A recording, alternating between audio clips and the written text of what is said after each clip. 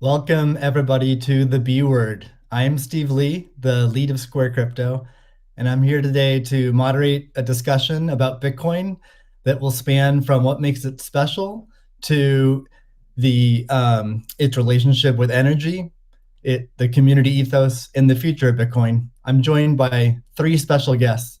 The first is Kathy Wood, founder, CEO, and CIO of ARK Invest.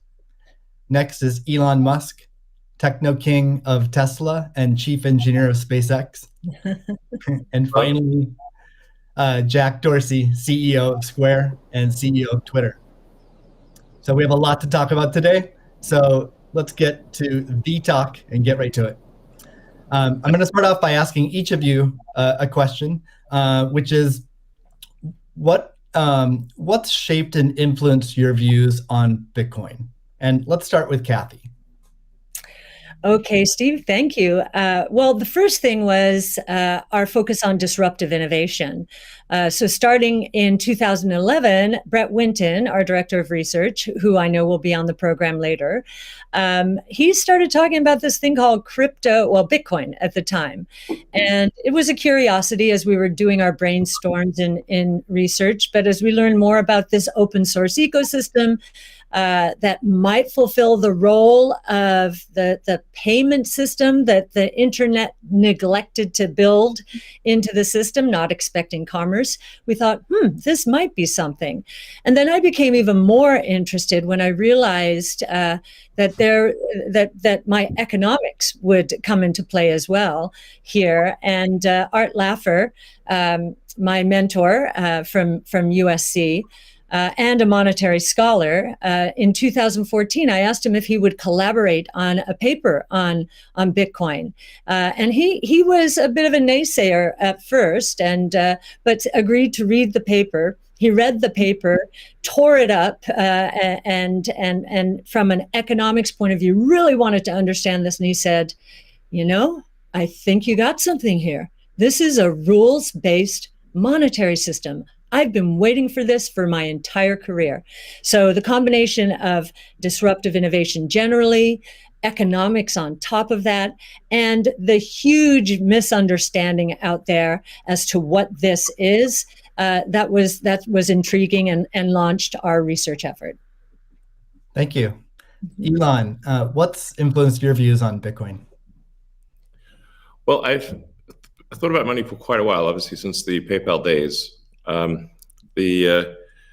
then the companies that preceded that, X.com, which I created, and Confinity, which Peter Thiel, Max Levchin, Luke Howry, and others created. We combined the companies and made PayPal. So I've been thinking about money for a long time. And really, it's best to think of money as an information system, primarily an information system for labor allocation. For practical purposes, it exists in a series of heterogeneous databases, like very different databases in bank mainframes around the world. It moves quite slowly in reality. It seems to move fast sometimes, and it does with PayPal, which is real time. But the vast majority of the systems out there are batch processing. So the actual reconciliation may take 1 to 5 business days, sometimes longer. And you have the ACH system, which is ancient and still in operation, which allows transfers effectively like a check would be an ACH transfer, but it's not secure. And you've got the credit card systems, which are also not secure. It would be like handing your username and password to a stranger in a restaurant if you buy a meal. So there's definitely an opportunity for something that is better from an information theory standpoint. So and there you can think of it like data on a network. I think is the way to view it. What has the most throughput? What has the least error? What drops the fewest packets? Fraud, for example, being a source of error, and government interference in currencies being a source of error. But it's fundamentally an information system. So I think it makes sense to support something that improves the quality of information with which we conduct the economy. And Bitcoin is a candidate for that. It does, I think, some things Well, and it's obviously it's evolving, and there are additional things like Lightning being done on top of Bitcoin. Um, but Bitcoin per se is mostly solving for scarcity, or rather solving for uh, essentially having no throat to choke, decentralized. So there's no one who can be coerced in any way to uh, empty their Bitcoin account. Well, I guess they could technically, but on an individual basis, but the system as a whole cannot. Um, and and it has an open ledger, which is also quite good. But transaction volume is low. Transaction cost is high, uh, and usability for the average person is not yet very good. But it has a lot of potential. And I should say that, like, I'm not, and I apologize for taking a long time, but there certainly is a lot to say. In general, I'm a supporter of Bitcoin, and the idea of cryptocurrency in general. Um, but as I've said publicly, we do need to watch out for crypto taking, especially Bitcoin, using proof of work to maybe use energy that's maybe a bit too much, and not necessarily good for the environment. So, um, but on balance, I support Bitcoin, and I'm not an investor. The only publicly traded stock I own is Tesla, and the only significant thing I own outside of Tesla is my SpaceX stock that helped create both companies. So, but apart from that, I do own Bitcoin, and Tesla owns Bitcoin, SpaceX owns Bitcoin, and I do personally own a bit of Ethereum and Dogecoin, of course. So. Okay, great. Thank you. And we'll get into some of those issues in more depth as well. Jack, how about you? What shaped your views of Bitcoin? The network and the community. It's deeply principled. It's weird as hell. It's always evolving, and it just reminded me of the internet when I was a kid. And I encountered alt cypherpunks when I was fairly young, and this was a topic of discussion for years. I didn't touch it until 2008 when we started Square. Elon and teams at X and PayPal inspired a lot of what we were trying to do, trying to bring in more to a physical world. But we encountered this crazy predatory system that was slow, that was obtuse. And I think, one of the things that we tried to do, which X and PayPal also tried to do, is build an abstraction layer around this complication and around this predatory nature that the financial industry can tend to be, and make it work for people. But when I saw Bitcoin in 2009, you see a chance to replace the whole foundation. And everything that Elon was talking about in terms of ACH and the credit card networks were built with very different agendas in a very different time frame. And it's crazy that they still exist, and they have scaled, but they just are not relevant to today, and they're certainly not relevant to the future, especially when you consider the entire world and countries like Nigeria or Ghana or India, and its interconnection with countries like the United States and Canada and all over Europe. So what really drove my thinking and drives my passion around it is, like, if the internet gets a chance to get a native currency, what will that be? And to me, it's Bitcoin, because of those principles, because of that creation story, because of its resilience, because of the number of tests it's been. But what inspires me the most is just the community driving it. It just reminds me of the early internet. It's the only reason that I have a career, because I learned so much from people like who are building Bitcoin today, and I continue to learn in that sense, and I'm so grateful for it. So that's a good segue into the next question I'd like to ask you, Jack. Is you said before that Bitcoin changes everything. Can you speak more to that?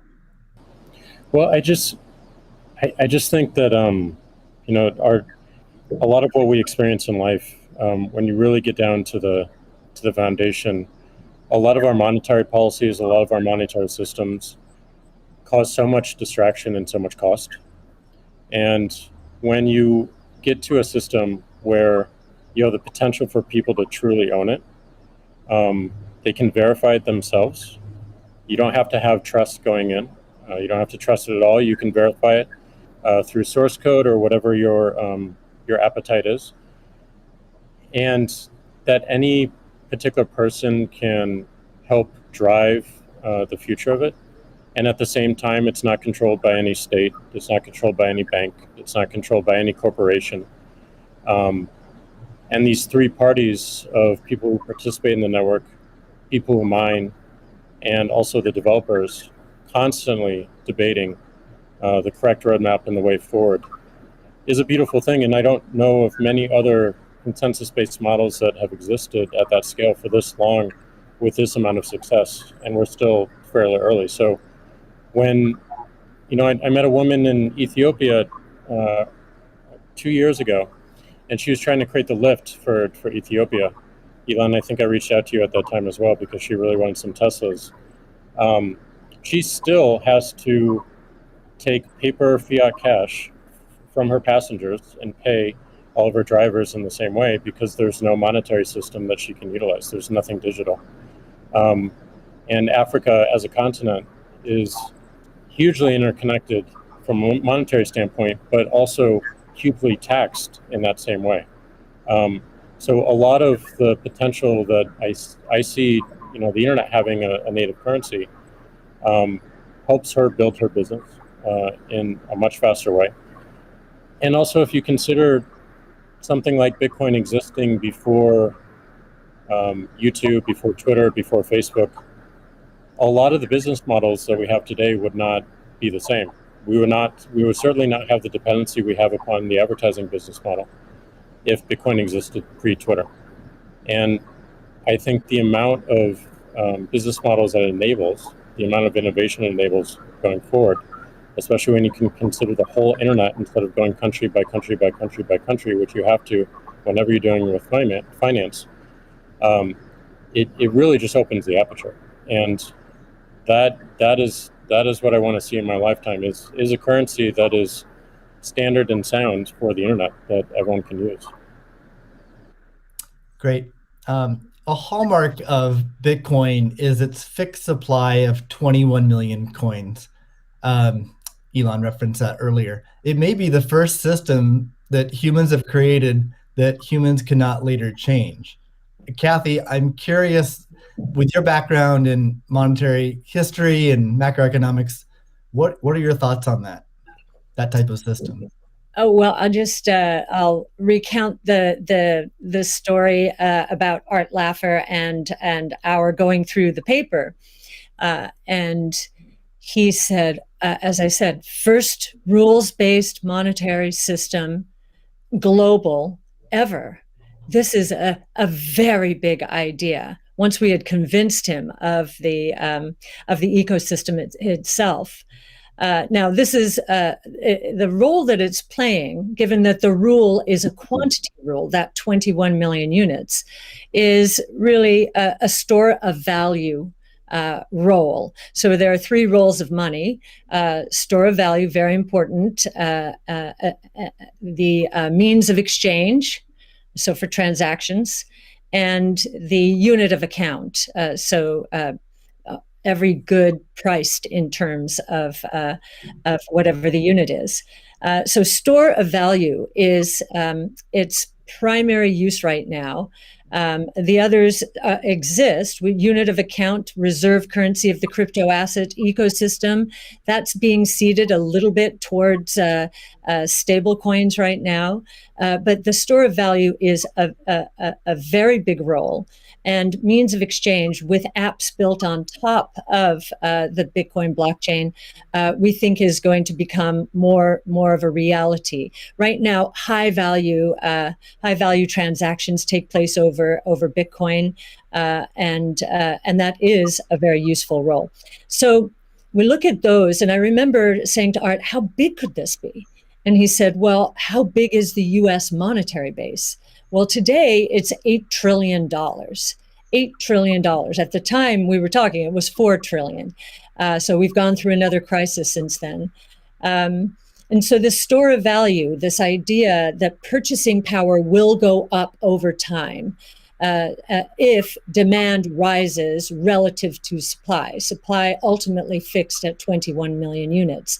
That's a very good thing. Purchasing power going up globally around the world. And this idea that it's a hedge against confiscation of wealth. And that can take place in a myriad of ways. But inflation, and especially hyperinflation in emerging markets, is the primary way. Talk about destroying purchasing power.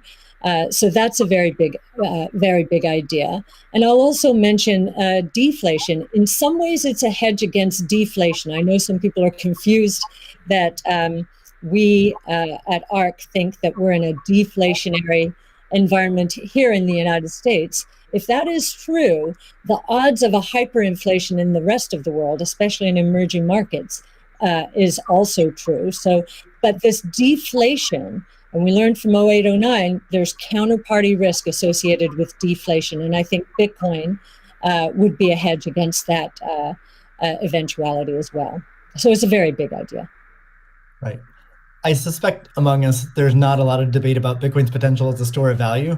But Jack, you referenced earlier it being or becoming the native currency of the internet. Can you speak more to that, and also how it relates to maybe how institutions think about it? Yeah, I mean, like just simple example. If I happen to be in Ghana and my family's in Nigeria, currently I can take anywhere from and I need to send money back, anywhere from 10 to 30% off the top just to send that money back. Whereas if you just focus on the worldwide remittance problem, Bitcoin solves so many of those problems today instantly without having to go through any intermediaries or any slowness or complicated systems that a corporation or a state created. So I think having sound money with that is separate from the state is the idea. Having it completely verifiable by everyone, including the state, including corporations, including individuals, including developers who want to build on top of it, is quite powerful, and that's what keeps it secure and strong. And I think that's we need more of that, which is why this one of the reasons why this conversation is so important is as entities come into the space, it's not just buying an asset and holding on to an asset and treating it as an investment. There's something special that created this, and something precious and something very unique, which has to be protected, and we need to do whatever we can to help that thrive as well. Elon, I'm curious your opinion on this. You mentioned earlier about Bitcoin's throughput, or the importance of throughput, maybe some concerns around Bitcoin. Can you speak? Do you think Bitcoin can become peer-to-peer cash? Well, Bitcoin does have a fundamental scarcity limit at the base layer that's designed in. That doesn't mean you can't have some layer 2 system in theory like Lightning. And I understand Lightning is doing well in some small countries. There's some question mark as to whether you need a money transmitter license. Just a debate as to whether that's needed, given that it is not open ledger. So that's a whole separate debate, of course. But Bitcoin by itself simply cannot scale to be the monetary system for the world at base layer. But with a second layer, this is possible depending upon how that second layer is implemented. Yeah, that's part of why I think there may be some merit to something that may seem silly, like Ethereum, like Dogecoin. I think Ethereum also, like I said, the three things I own outside of SpaceX and Tesla, and also obviously it's a Neuralink and Boring Company, but of any significance are Bitcoin by far, and then some Ethereum and some Doge. So if the price of Bitcoin goes down, I lose money. I'm not sort of I might pump, but I don't dump. So it's not a case of I definitely do not believe in in getting the price high and selling or anything like that. And I would like to see Bitcoin succeed. I think there's some merit to this is not a slam on Bitcoin. There's some merit to considering something that has a higher max transaction rate and a lower transaction cost, and kind of seeing how far you could take a single layer network where the exchanges act as a de facto second layer. I think you can probably take that further than people realize, and as bandwidth increases over time, latency decreases. SpaceX's Starlink is actually playing a role in this, and I think long term people will probably have, access to worldwide access to gigabit level connectivity at low latency, and so at low cost. And so then, your base layer could do a lot of transactions if you take that into account. So yeah, but like I said, Bitcoin with a layer 2 system, so they could scale to do a vast number of transactions. Same goes for Ethereum. Question about the scaling at the layer 1. The concern from the past 5 years of debate in the Bitcoin community is that would sacrifice too much decentralization and hurt the censorship-resistant properties of Bitcoin. I'm curious if what are your thoughts on that? Are you sensitive to that? And are you concerned about losing some of the special properties of Bitcoin or another cryptocurrency by scaling at layer 1? Yeah, I mean, these things are helpful to use the physics tools of thinking and say, scale up, scale down, and see if it still makes sense. So if scaling up the transaction block doesn't make sense, why don't you scale it down? And have it be, so that somebody, with a laptop from 2008 can still run a Bitcoin node. Why not slow it down? Oh, you want to slow it down? Well, maybe you're at the wrong number then.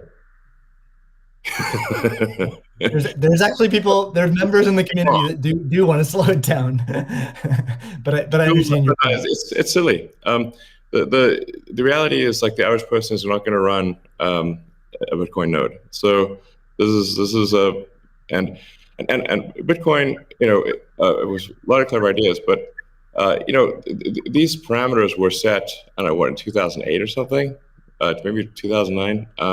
And there's been some improvements since then, but not a lot. So, it's sort of like if there was still in 2008 there was still a non-trivial number of people on modems. So, now it is quite common to get 100 megabit connection just for a house. Some houses have gigabit connections.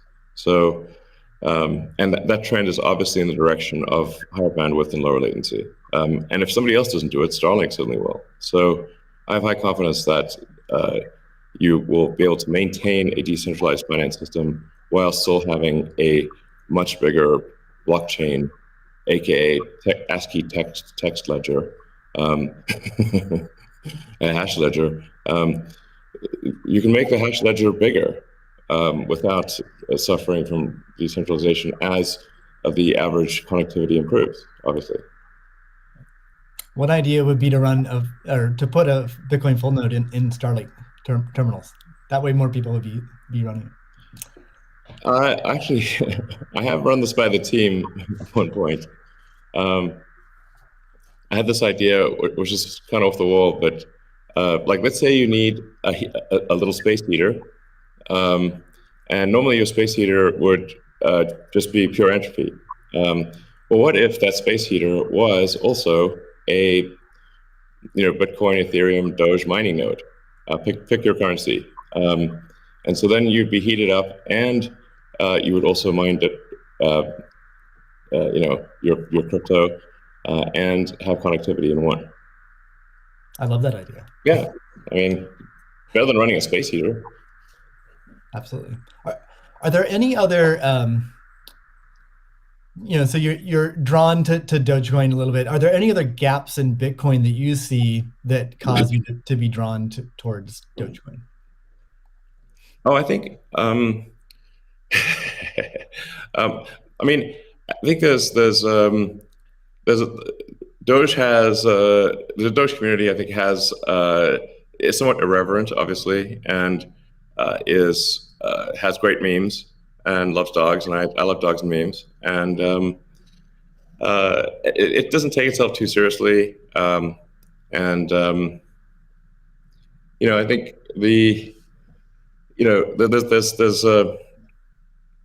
there's Occam's razor, which is the simplest answer is the most likely.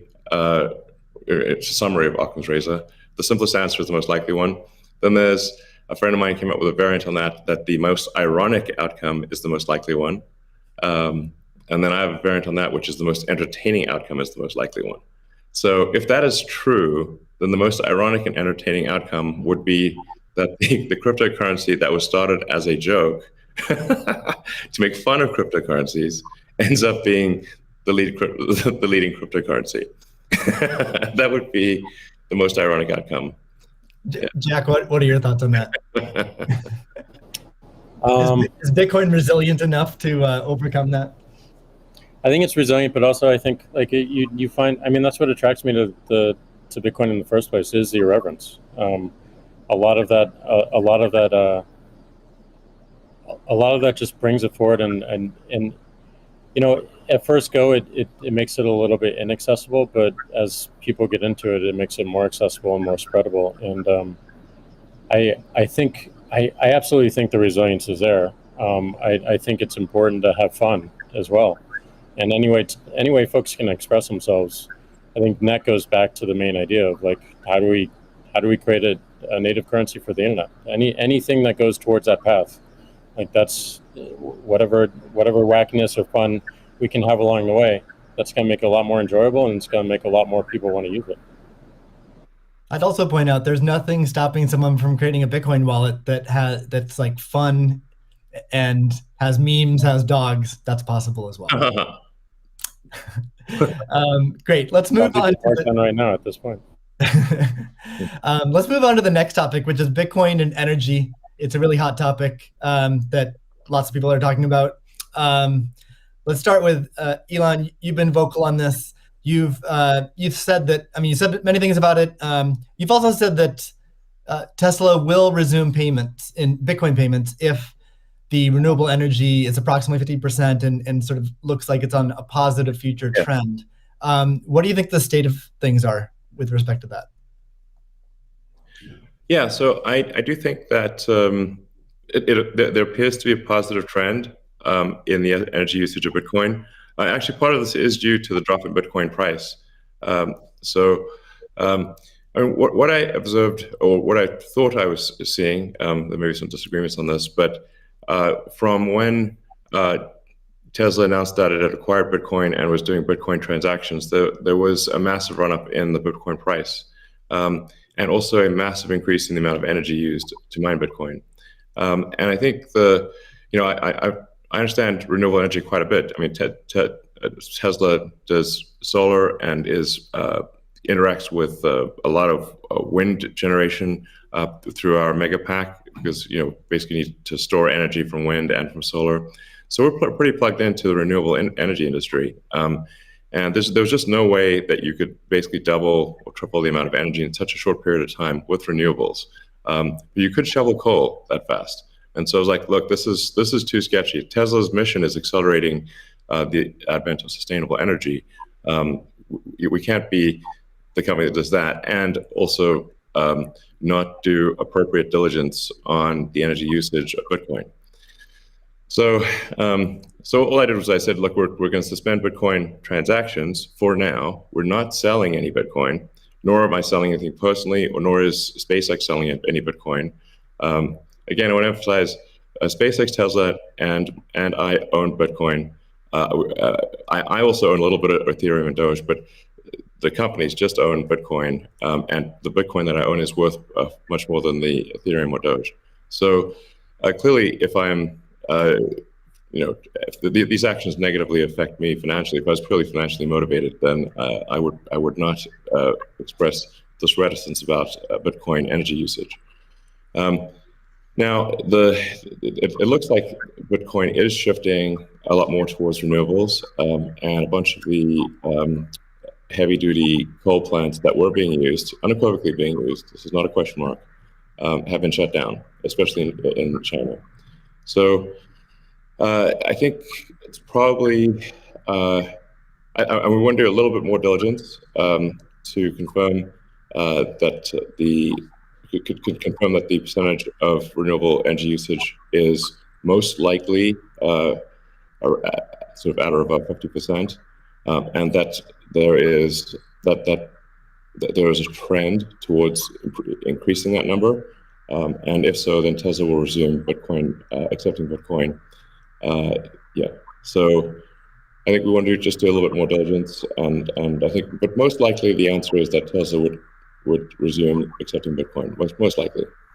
That's Steve, great to hear. I would Steve, agree with that. Kathy? yeah, may I ask a question? Elon, I'm not quite sure if you saw the paper that Square and ARC did together on making Bitcoin mining a part of a utility, a broad-based utility ecosystem, whereby, the overage from sunshine or wind powers the Bitcoin mining machine, thereby enabling the proliferation of renewables to a much faster extent, or at a faster rate than otherwise would be the case. What do you think of that?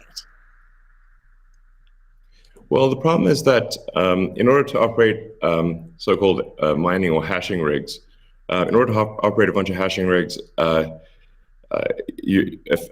effectively, you have to run them 24/7, which means you need base load. You can do that with solar and wind plus battery, but if you only did it based on solar wind overage, your hashing rig utilization would be much less. So you'd be at a disadvantage. Sure, Hydro or geothermal are great for as renewable means. I'm also pro nuclear. I think modern nuclear power plants are safe, contrary to what people may think. I really think it's possible to make very, very extremely safe nuclear. I'm talking about fission. You don't need fusion. And then, of course, fusion. You just got that big fusion reactor in the sky called the sun. It comes up every day.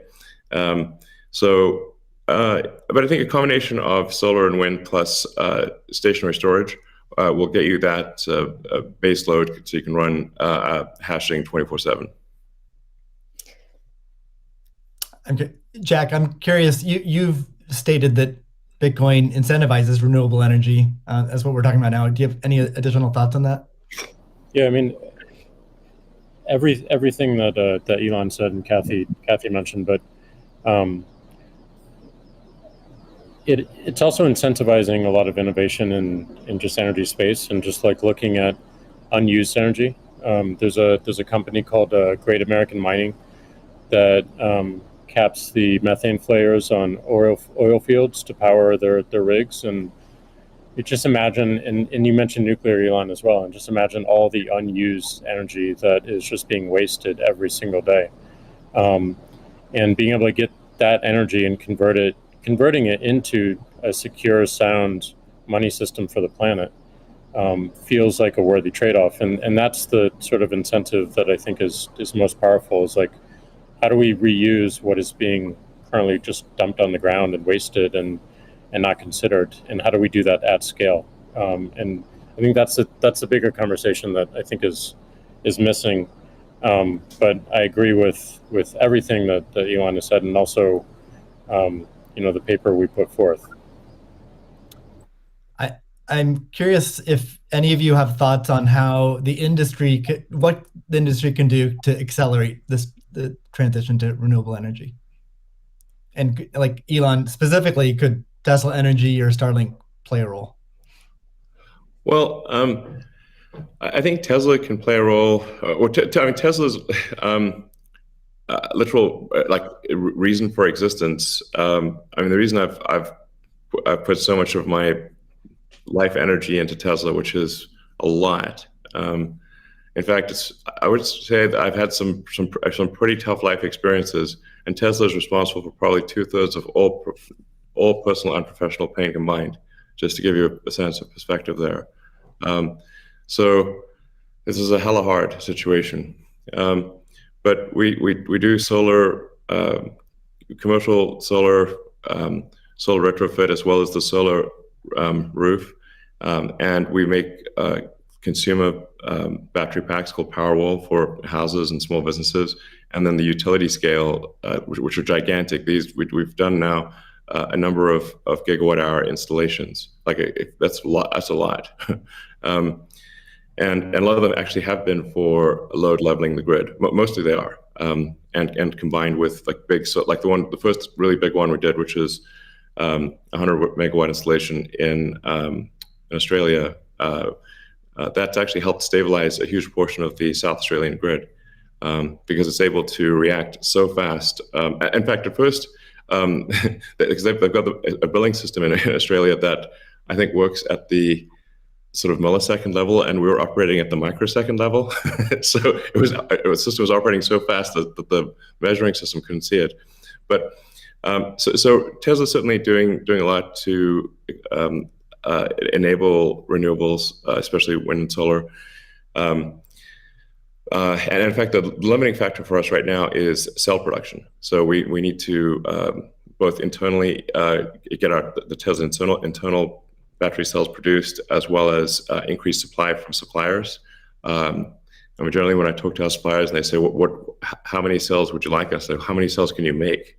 Because sometimes they're like concerned, like, well, is Tesla going to compete with them on cells? I'm like, no. If you want to make the cells, be our guest. It's just that we need a crazy number of batteries, and they need to be done. It obviously needs to be mined and produced and manufactured in an ethical and environmentally sound way. So, at Tesla, we really do aspire to be the good guys, to be a company that people can believe in. That doesn't mean we don't make mistakes, but that's what we try. So, but I think generally hydro, especially existing hydro, is good for mining. Geothermal, there's lots of places in the world that have geothermal energy. Like I said, nuclear is also good. I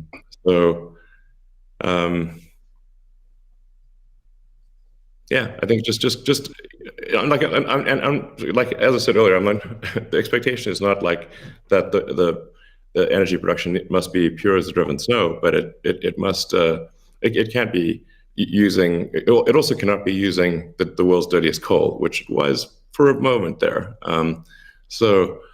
That's just difficult for Tesla to support in that situation. So I think, but I do think long-term renewable energy will actually be the cheapest form of energy. It just doesn't happen overnight. But as long as there is a conscious and determined and real effort by the mining community to move towards renewables, then obviously Tesla can support that. That's great. Kathy, we've been talking a lot about energy, but many institutions are facing questions around Bitcoin's relationship with ESG. Can you maybe speak a little bit more to what is S and G in ESG and how Bitcoin might support those? Sure. So E, of course, is environmental, S is social, and G is governance. And there is a massive movement afoot in the institutional world, especially, to embrace ESG and make sure that their asset managers are doing the same.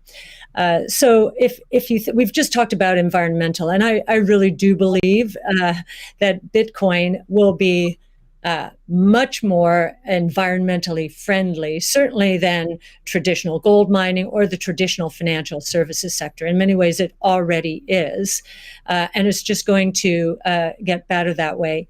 In terms of social, I know that many institutions, when they are thinking of social, they think of diversity and equity, pay equity, and all of that. But from our point of view, the disruptive innovation point of view, social is much more than that. It is saving lives, of course, autonomous technology, that would be another topic for Elon. But in this case, allowing access to payment technology, as Jack is saying, everywhere around the world without friction. And just back to the remittance example, I think if I've got these stats correctly, there are certain countries in the world that are incredibly dependent on remittances for GDP.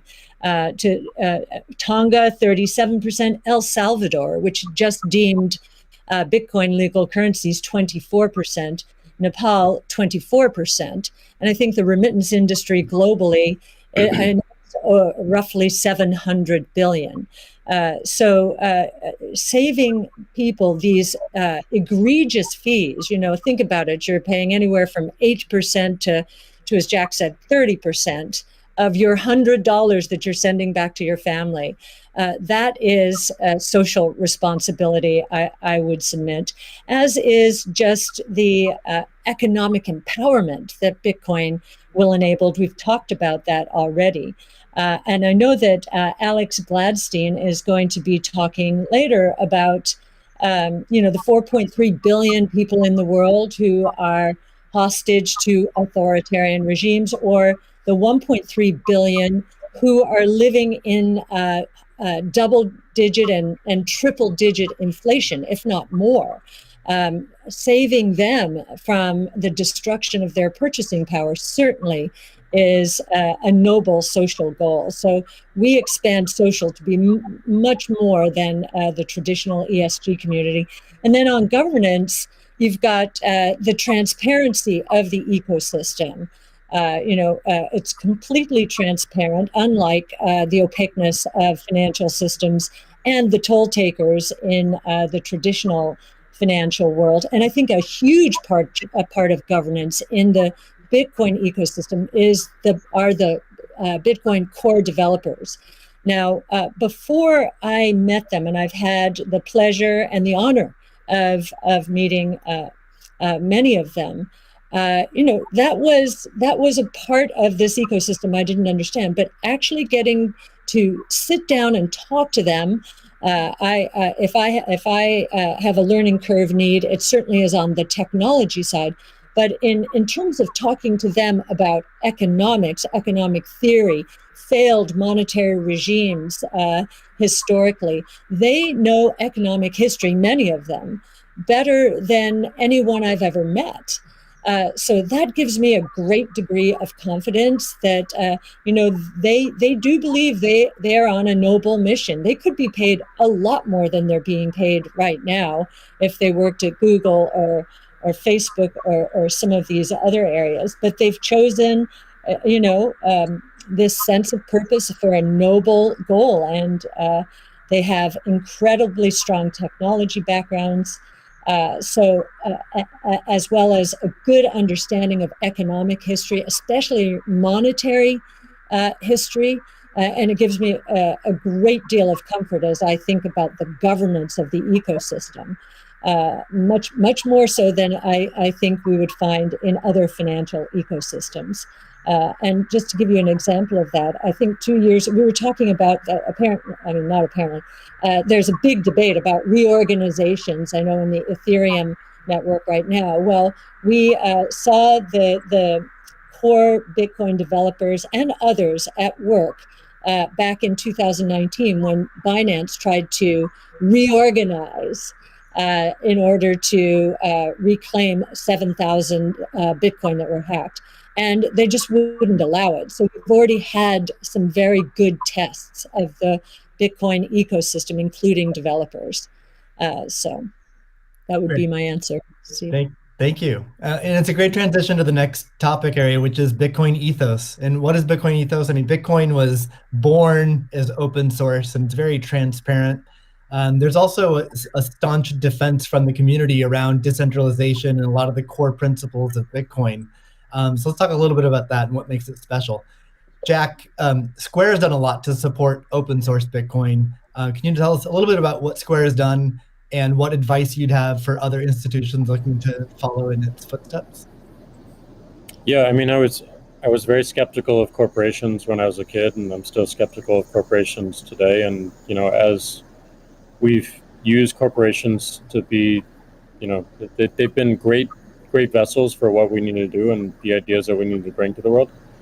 But Bitcoin is not that.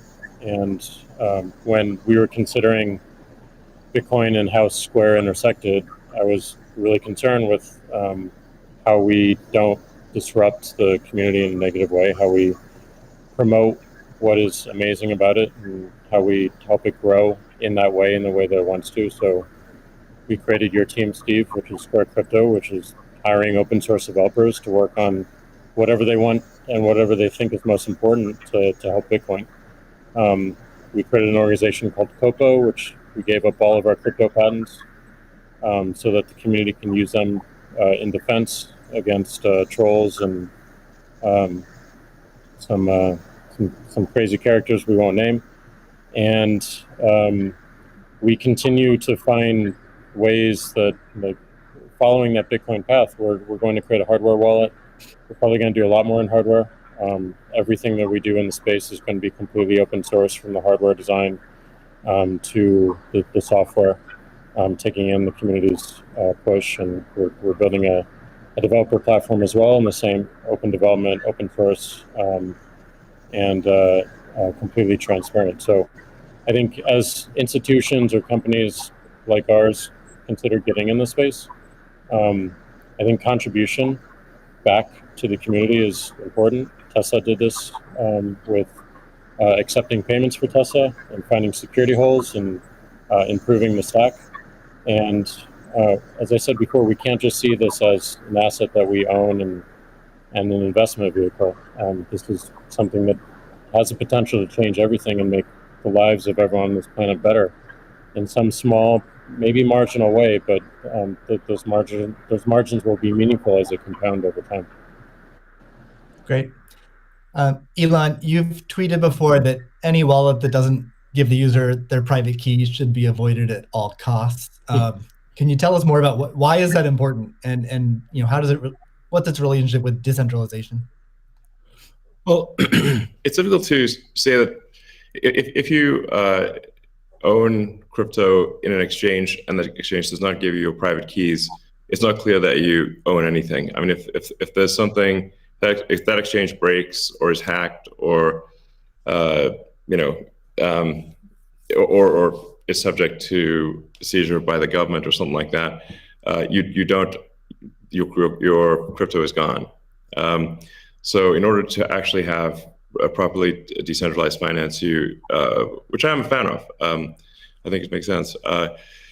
Then you have to own your private keys, and you should be the only one who has your private keys. So if you're the only one who has the private keys, then you own it. If someone else has your private keys, effectively they own it too, and the security of your crypto is then dependent upon them or any entity that can affect them. So I think what Jack's doing sounds like a good idea to have a hardware wallet that's the only thing that contains your private keys. I think that's like in terms of sort of empowering the people, which I very much believe in.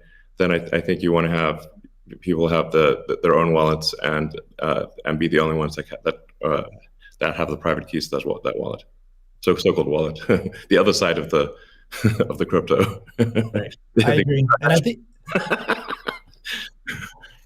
I think we'll see an emergence too of new solutions that use multi-sig, like with a 2 of 3 keys, where the user has 2 keys, and then you get assisted custody by having an institution hold a 3rd key. Can be a good solution as well. Yeah. Well, you can just put your private key in something that has dual access or voting access as an application on an existing network. Right. So the Bitcoin community is known for staunchly defending Bitcoin's principles. Sometimes it can be rude and aggressive, but I think what what it stems from is just a desire to not have wealthy or powerful people or institutions negatively impacting Bitcoin or sort of changing the rules in favor of them. I'm curious to hear from each of you what role you feel like you and your own institutions, your own companies, what role can you play in Bitcoin, and how do you positively impact it without having these negative drawbacks? Kathy, maybe start with you. Sure. Yes. Well, ARC has stood for two things: democratization and transparency. Democratize it. We're the closest you'll find to a venture capital fund in the public equity markets, and I kind of feel that. Bitcoin, or we have Bitcoin's DNA from that point of view. One of the things in terms of democratization is education. We have one of our missions, values, is to educate, and I do believe that that some of Yassine El-Mandra's white papers. Yassine's our lead crypto analyst, who's worked very closely with you, Steve, on this conference. Are helping the cause. We've done, and not only for retail investors, we found that we had to do a bit more when it came to institutional investors, just because of the way that they invest and the way they like to receive information. So. Just like in our investments, we've been the retail community has been more attracted to us first, and now the institutional community is coming along. So I do think our transparency of research, especially in the social world, social media, pushing our research out to for free to anyone, is part of our way of helping the community. And I do think encouraging, and this is something that Jack just said, I would encourage the support of the Bitcoin core developer community. As I said before, it's amazing to me, having gotten to know some of them, how strong their sense of purpose is here. And so we'd like to be helpful in making that happen as well. That's great. Jack, how about you? How do you view your own personal role and the companies you run? I think my own personal role through the companies I run is to really push for more decentralization. Like everything that we intend to do with the wallet, being non-custodial, building a developer platform, focusing on non-custodial solutions. On the Square side is important, being completely open development and open source. But I also think it's important on the Twitter side as well. My biggest focus right now is on a decentralized social media protocol. We're calling it Blue Sky. It's super, super early, but we've learned a lot from what makes Bitcoin Bitcoin and why that's important. I've learned a lot in that sense as well. And I think, just continuing to push on that thread and show it with our actions every single day in support of this community that's taught me so much and I think will benefit so many people. That's what I'm focused on. What about letting Twitter advertisers pay in crypto? Yeah, I think enabling anyone. As you know, Elon, if we had Bitcoin or a native currency for the internet before Twitter started, it just creates so many different business models that we wouldn't have to be so dependent upon advertising generally. And sure. I do believe that that we have them, any form of payment that they want to use, we should be able to take. So okay. Absolutely, but I'm more focused on how do we create economic incentives in the network itself without having to rely on advertising. Yeah, it's just that the money has to come off of the crypto so-called coins, the hash strings, have to come off and get translated into real products and services. So the more sort of off ramps there are to real products and services, even at the institutional level. Although I mean, there are certainly many small advertisers on Twitter.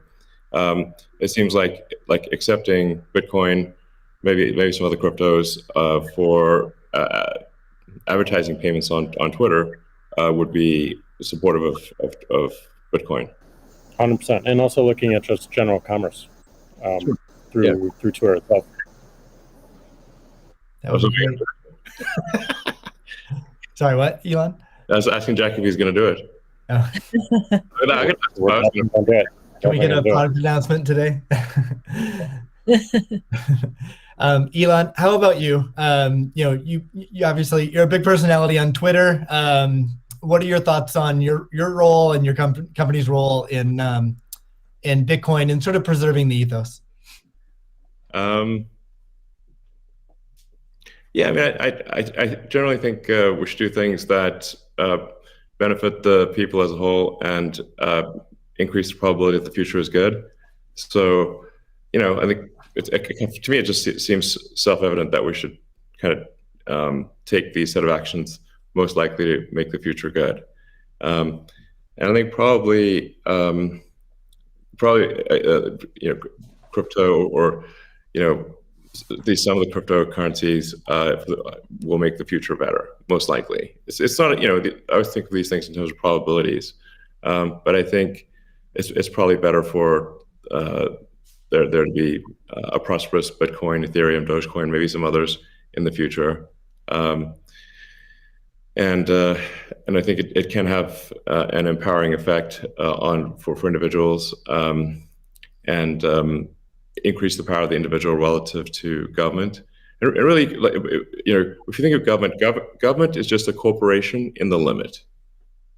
So sometimes some people are like against corporations but for government. It's like, guys, government is just a corporation in the limit.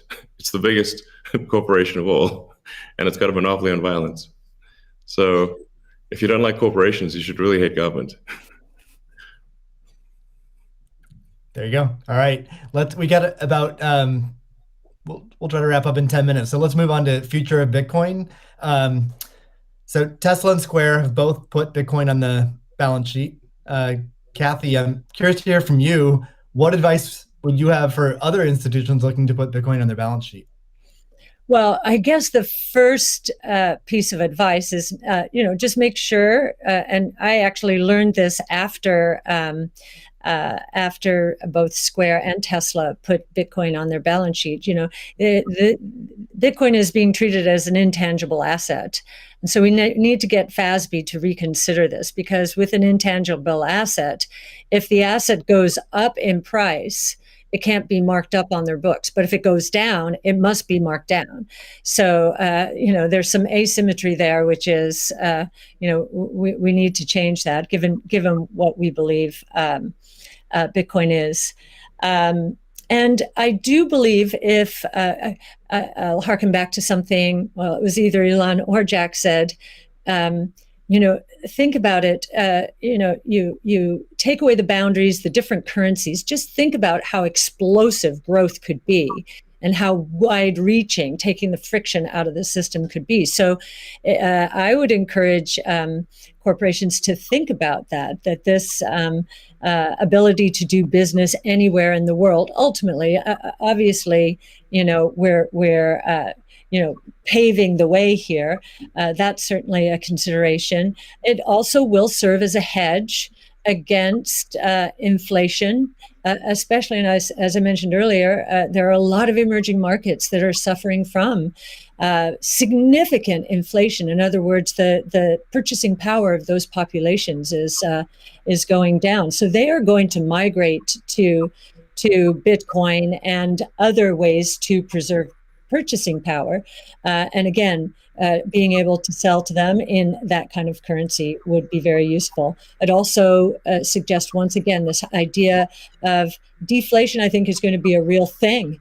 There's going to be good deflation caused by innovation, so demand will boom because of that. There's going to be bad deflation because so many companies out there have not been investing enough in innovation. Their products are going to go obsolete, and they're going to be stuck trying to service the debt that they piled on because their shareholders wanted profits and wanted them now.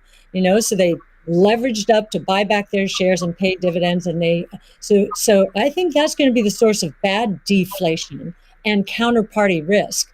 And we learned from 0809 that counterparty risk can be devastating, almost cataclysmic. So a hedge against that as well, I think, would be another reason to do it. Great. Yeah, it's funny. It kind of like Tesla's bank balances in Europe have negative interest rate. It drives me crazy. Yeah. I mean, technically, if you've got like 2% inflation and 1% interest, you're technically minus 1% return. But nonetheless, it is quite annoying to just see your bank balance drop in real time in Europe.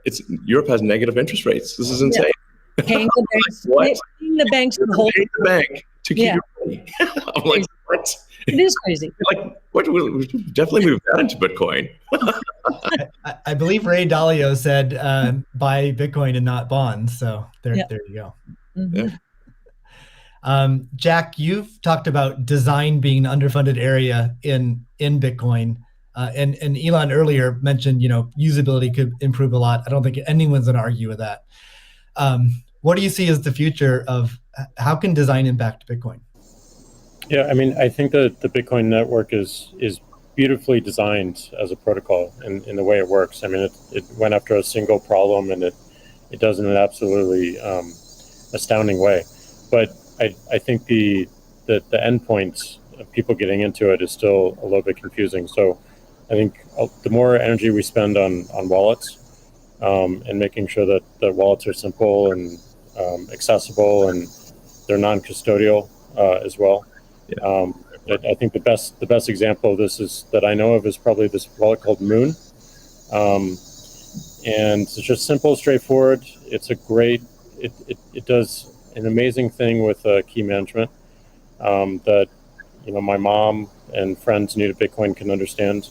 Does amazing in storage, and it also has a very clever implementation of Lightning, so that you can use it in a transactional way without having to think about it, just with QR codes in a way that makes sense. So more work like that, I think, really brings us forward. Great. Let's wrap things up with a final question for each of you. I guess what is your hope for Bitcoin? How it can impact the world? Let's see, Elon, do you want to start with that? So what's your hope? What's your hope for Bitcoin? Well, my hope for, I guess, crypto in general is that it can improve the efficiency of the information system that we call money. So if the core efficiency of money is improved and and money has less error, where, like I said, error is like any kind of government interference or fraud or anything like that, this will naturally lead to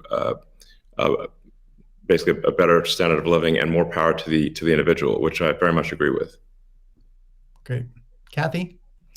Yeah, and I would segue from what Elon just said is, money has powerful network effect qualities.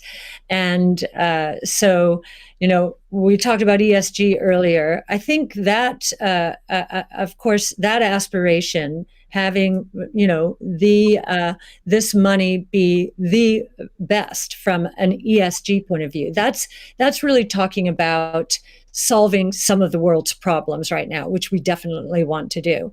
But I also am very excited about this idea of network effect and the convergence of blockchain technology and artificial intelligence from a technology point of view.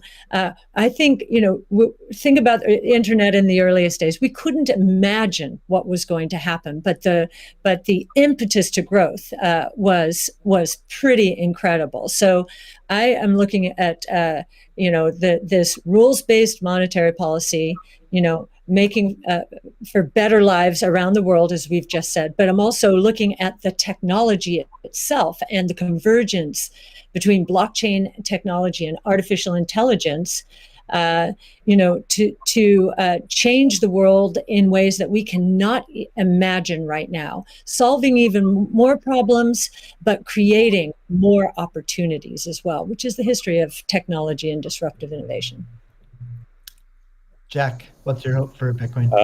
My hope is that it creates world peace, or helps create world peace. I mean, Elon said it earlier. Like, we have all these monopolies of violence, and the individual doesn't have power. And the amount of cost and distraction that comes from our monetary system today is real, and it takes away attention from the bigger problems. Some of the bigger problems that Elon is trying to solve, like get us to a multi-planetary humanity.